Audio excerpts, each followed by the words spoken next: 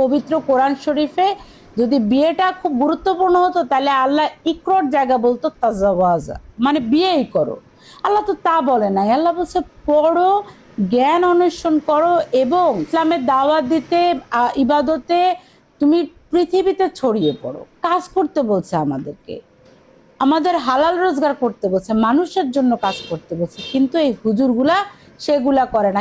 আমি আগের একটা ভিডিওর মধ্যে বলছিলাম সে কিন্তু তসলিমা নাসরিনও ছাড়া দিতেছে। এখন বুঝতে পারছেন যে বিয়াটা এমন কোনো গুরুত্বপূর্ণ বিষয় না।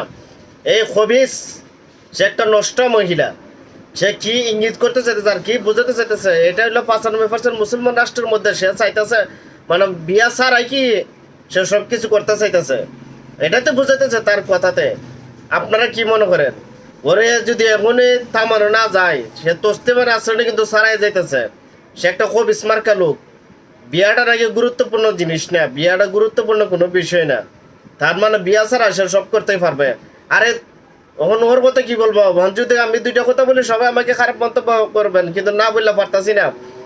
সে ভাবতেছে যে তার মতো সবাই রে, সব মহিলারে তার মতোই ভাবতেছে। সব মহিলা তোর মতো না, সবার লজ্জা আছে, সবাই আল্লাহকে বই করে, মরণকে বই করে। তোর যেন ভয় নাই। সবাই সোচ্চার হন, তারা যেখানে পাবেন এখানে জুতা পিটা করেন।